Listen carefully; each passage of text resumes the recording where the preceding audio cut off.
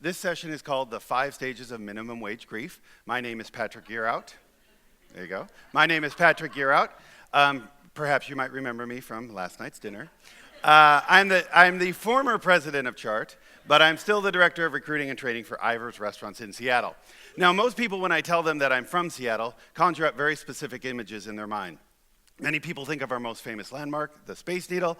Other people think about coffee or rain or perhaps the Seattle Seahawks. But I'm guessing that for a lot of you out in this audience, because you work in the hospitality industry, you think of something that you've heard a lot about in the news lately, and that is our $15 an hour minimum wage. Now, we're not quite at 15 yet. We're actually only at 11. We go up to 13 in about 6 months, and then a year after that, on January 1, 2017, we go to $15. I get asked, as this idea spreads around the country and comes to more and more cities, I get asked by other business people, what were your experiences like in Seattle? What did employers go through? And the best way that I can put it is that it was very similar to the 5 stages of grief that somebody goes through when a family member or friend passes away. Now, nobody died in this case, of course, but established ways of thinking about business and established business models certainly changed, and sometimes changed quite a bit. So there was a grieving process that went along with this change, and that's what I'm going to talk about today. So where do we start? Well, we start with phase 1, or stage 1, denial. Now, when this idea of a $15 an hour minimum wage first started popping up in 2012, we already had the highest minimum wage in the country in Washington State. We were over $9 an hour, and we don't have a tip credit in our state. So servers, bussers, everybody earned at least $9 an hour, plus any tips on top of that. So we thought it was just crazy that a 50% increase on top of that we just thought it was crazy. There were only a handful of protesters at the time, at the very beginning, and we figured it would be very similar to the Occupy movement and fizzle out after a few weeks or a few months. We just didn't think that even in the ultra-liberal city of Seattle, there was no way that any sane person would support the idea of a $15 an hour minimum wage.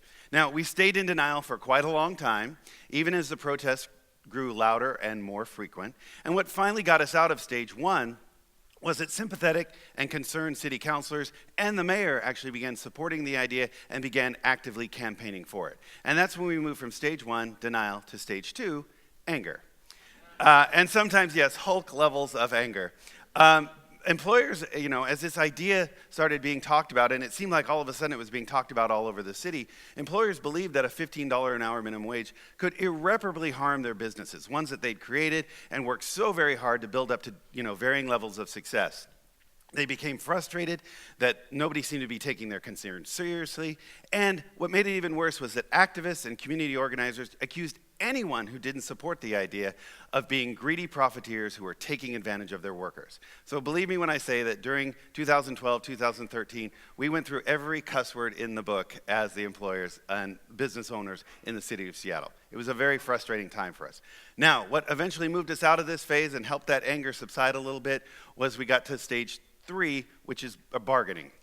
Now, bargaining in the traditional sense of grieving is when you call upon your higher power and ask them, say, I'm going to change my life, and in return, you will prevent bad things from happening to me. And I'm sure that happened in this case. I'm sure there were many employers who were praying that the minimum wage effort would fail. But in this particular case, what I mean by bargaining is we started looking at the poll results in 2013. There were all kinds of polls being done in Seattle with employees and employers and just everybody. And the general sense was, and you can see one of them down here, 68% supported the $15 an hour minimum wage and only 25% opposed it. Our side, the business owners and employers, we were losing, and we were losing quite badly. So that's when we started offering up compromises and concessions and getting involved in those conversations so that we could have some influence in the outcome. Eventually, we moved into stage 4, which was depression. Now, this happened in May 2014 when the law was actually passed. We did get some concessions from the other side in terms of stuff that was favorable for businesses. But for the most part, it was a very bleak time for businesses. We started asking ourselves, how are we going to stay open? How many people are we going to have to fire? How many guests will I lose because I'm going to have to raise my prices 50% or 75%, all these different things. And news reports, of course, were very bleak as well. Lots of things talking about all the jobs that were going to be lost and all the bad things that were going to be happening. And I just love this picture of of the character of sadness from Inside Out, because I think that perfectly encapsulates what many business owners were doing during this time. This, I'm so deflated and just kind of, not knowing what was going to happen. Well, what eventually happened was the law took effect. And we got to stage 5, which was acceptance. The law took effect on April 1st, 2015. And here's what happened that day. The sun still came up, the birds still tweeted, people still came to work. There wasn't a massive shuttering of businesses, and there wasn't any economic apocalypse. Most business owners got to acceptance because they said, you know what, I can't fight this anymore. It's here, I gotta put some plans in place, and I really gotta just deal with it. So we started doing what we always do, which is adapt and change, what Jim was saying. We looked at higher prices, and most of the restaurant owners I talked to raised their prices between 3 and 7%. We started looking at cost controls, Having just been through a big recession a few years ago, we had a set of cost controls in place that we could start implementing again and going back to and talking about. There was a little bit of reduction of employment, but if you'd like to talk to me about what we did at Ivers specifically or what other business owners have done, I'd be happy to talk to you afterwards and give you a lot more details on that. But basically, in the 4 months that the wage went up to $11 an hour, the results have not been as bad as we thought they would be. Now, we still have to get past 13 in 6 months, and we still have to get past 15 a year after that. But we're adapting, we're changing, we're doing what we need to do to survive. What advice can I give you folks who are starting to deal with this issue in your communities? 3 things. First of all, recognize the seriousness of the issue and that denial and anger are not effective strategies for dealing with it. You can say, hell no, I'm not going to talk to any of these people. I'm not going to deal with them. I'm not going to get involved. They can have their conversations. But if you do that, then you lose any opportunity to influence the outcome of that situation. So you have to get involved. You have to start having those conversations with the folks that are interested in moving up the minimum wage or adding mandatory sick days or employment continuity or any of the things that are being thrown at us. How do you get started? Talk to other employers and develop alternatives and options that will work for your business or your community.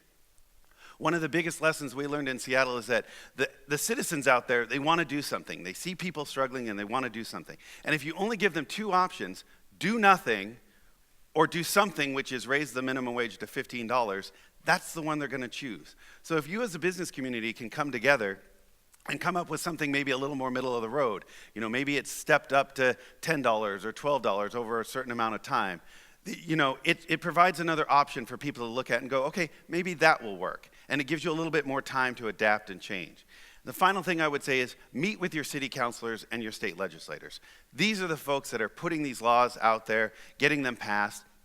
The more they can understand your business, the more they see what your profit margins are, and that you do have some sort of success ladder in your organization, that people are moving up, that we do more than just provide dead-end, low-wage jobs for people.